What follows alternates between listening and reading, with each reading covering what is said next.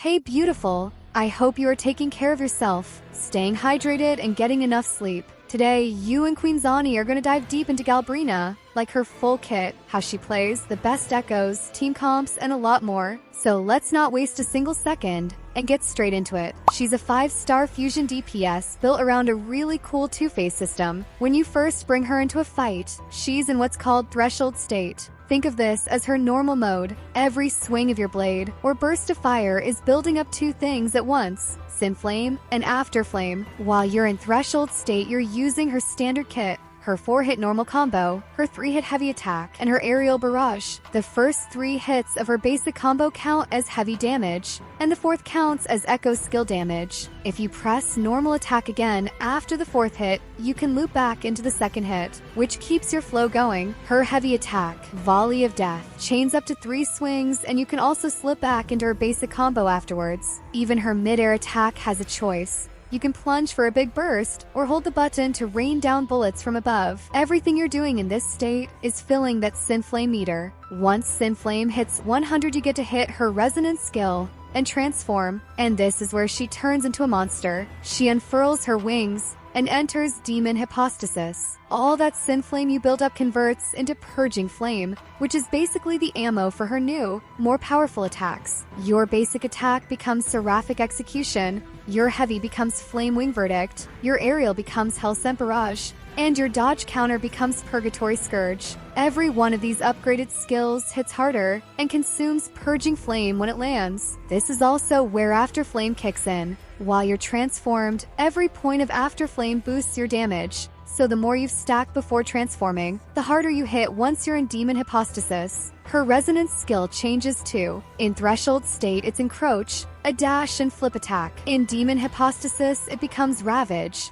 a wing dive that also spends Purging Flame. Both share the same cooldown, so you're weaving them into your combos. And don't forget Hellstride. It's a dodge attack you can trigger mid-skill to reposition or add a quick burst of fusion damage while dodging at the same time. It won't break your combo chain, which is huge for keeping your flow. She has a couple of passives that tie this whole playstyle together. One applies stacks of a debuff called Fated End whenever you land or key attacks, passively increasing the damage she deals. The other refunds stamina when you hit the strongest parts of her combos, which is a lifesaver because she can chew through stamina fast. Then there's her Resonance Liberation, Hellfire Absolution. This is her big burst. It's a barrage of fusion damage and, more importantly, when you're in Demon Hypostasis, it supercharges all of your enhanced attacks for 14 seconds. That's the perfect moment to dump everything you've got. The big combos, the aerials, the dodge counter, because all of it is hitting way harder. Even her intro and outro skills are designed to keep the momentum going. Her intro, Hellflare Overload, hits on entry and can flow straight into her heavy attack. Her outro is a high fusion damage finisher you can use when tagging her out to keep the pressure on. Playing Galbrena well is all about managing that cycle. Build Sinflame and Afterflame in threshold state. Transform at the right time, then unload in Demon Hypostasis while you're under all those buffs. Watch your stamina, use Hellstride to stay safe without breaking your combo, and time your Resonance Liberation for your burst window. Now, let's quickly talk about what you should prioritize when upgrading Galbrena. The first and most important talent to invest in is her Resonance Liberation, since it sits at the very heart of her kit. This ability powers up her entire burst window in Demon Hypostasis, massively boosting all her enhanced attacks and letting you unload her biggest combos. After that, level her resonance skill. It's the dash that flips her into Demon Hypostasis and also hits hard on entry, so ranking it up makes her transformation smoother and more damaging. Then you should max her forte, because it also plays an important role in her kit. Next comes her normal, heavy, and mid-air attacks, the bread and butter of what you'll actually be using while transformed. Boosting these gives you steady, reliable damage through her whole burst window. So overall, the priority is Resonance Liberation first, then Resonance Skill, Forte, and then her core attacks. Alright then, let's dive into her Resonance Chain, because this is where Galbrena really starts showing her true power. Out of everything she's got, her Chain 1, Chain 3, and Chain 6 are the ones that completely change the way she feels to play. Chain 1 is where it all begins. The moment you unlock it, every single point of Afterflame you spend turns into raw crit damage across all her core moves. her basics, her heavy slashes, her aerial attacks, even her dodge counter. And when she's in Demon Hypostasis, she's no longer getting knocked around mid-combo because her finishing moves become immune to interruption. Then comes Chain 3, and this is where her burst becomes absolutely ridiculous. It jacks up the damage of her Resonance Liberation by 130%. And finally, Chain 6, her final form. When you unlock this, Demon Hypostasis evolves into Eternal Hypostasis. Every one of her core attacks gets a massive damage bump, and on top of that, every point of Afterflame you spend stacks fusion damage amplification up to 35%. It's like her whole kit goes into overdrive. Suddenly, everything hits harder, her burst phases are longer, and you're basically playing an endgame boss yourself. The other chains, they're fine. Some give skill buffs, some add a bit of team support, but nothing hits the same as these three. If you're thinking about priorities, Chain 1 makes her smooth and crit heavy, Chain 3 gives her absurd burst, and Chain 6 is the big payoff where she becomes an absolute monster. Now let's talk about Galbrena's best team comps, because this is where you really start seeing her kit shine. There are a bunch of characters who can work with her: Choyuan, Shorekeeper, Yuno, Brant, Lupa, and a few others. But some teams just feel smoother and hit harder than the rest. Her first and arguably best team puts Galbrena as the main DPS, Choyuan as the sub DPS, and Shorekeeper as the support. This lineup is super clean because Choyuan adds consistent off-field damage and helps apply buffs that boost Galbrena's heavy attacks and resonance chain. Shorekeeper, meanwhile, keeps the team healthy while providing extra crit and damage buffs, which means Galbrena can stay on the field longer, cycling her prowess, ascendancy, and majesty without worrying about being knocked out. It's a simple, efficient setup that really maximizes her personal damage while keeping the team safe. The second team swaps Choyuan for Yuno, keeping Galbrena as the DPS and Shorekeeper still in support.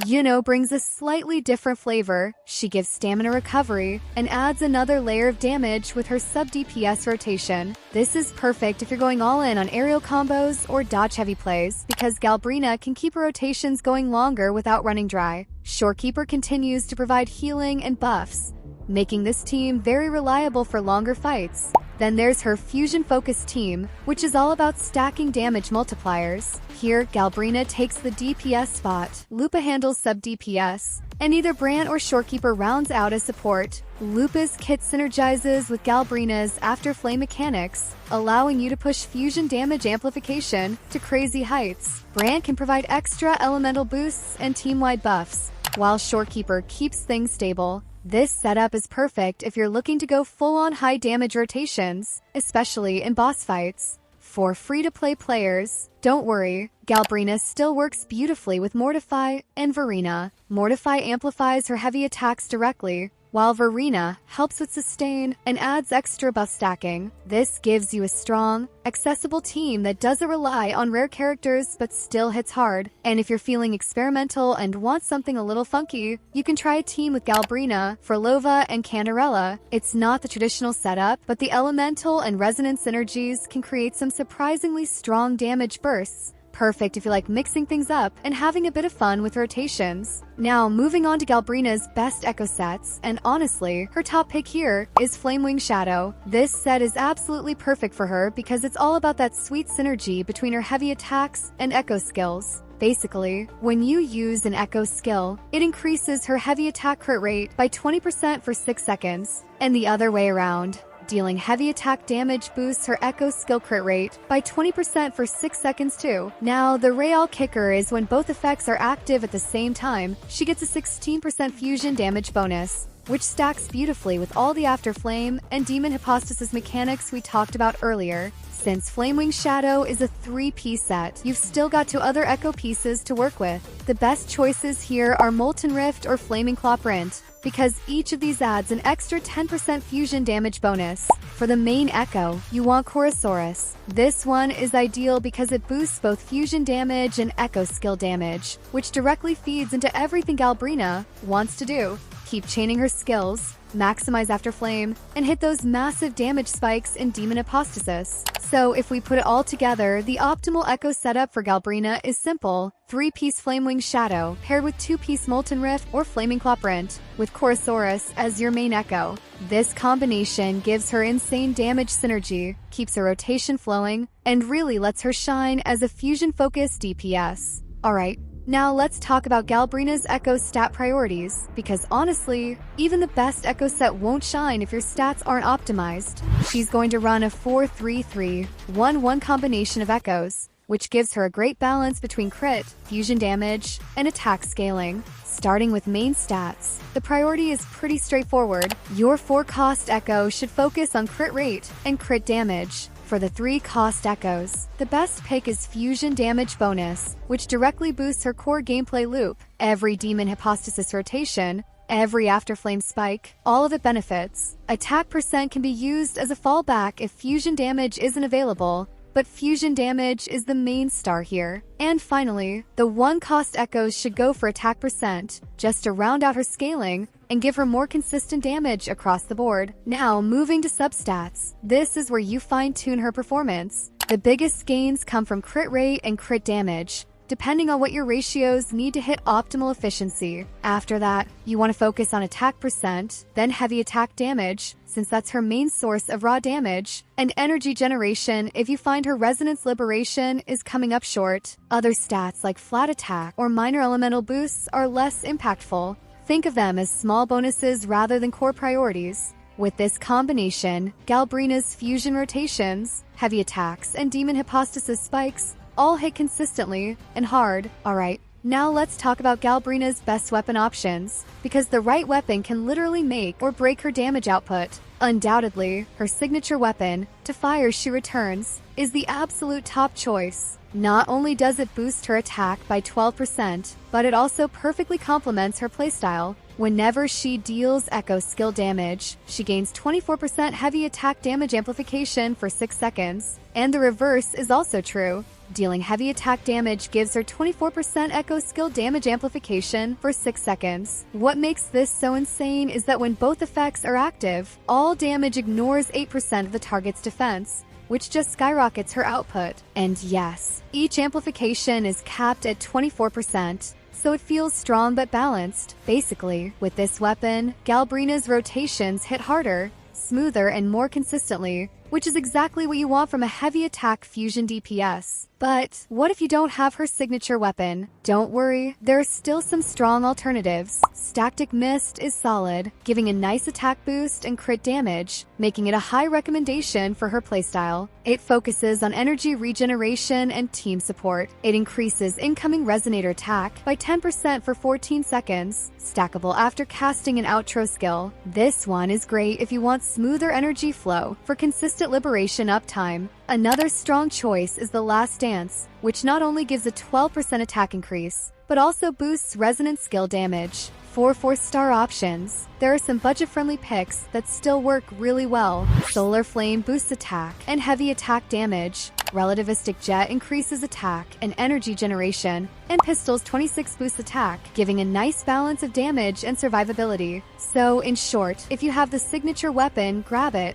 It's absolutely the best in slot. If not, then you guys can go for other options. Now, let's move on to Galbrena's Ascension materials. To level her up, she primarily needs Stone Rose, Blighted Crown of the Puppet King, and Tidal Residuum, which you can mostly farm from Echoes in Renacida. For upgrading her forte, you'll need Phlogiston materials from Forgery Challenges, along with more Tidal Residuum from the same Renacida Echoes. These materials ensure she reaches her full potential and keeps her kit strong throughout all stages of the game. So, this wraps up everything about Galbrena. And hey, if you stuck with me all the way to the end, you are in legend.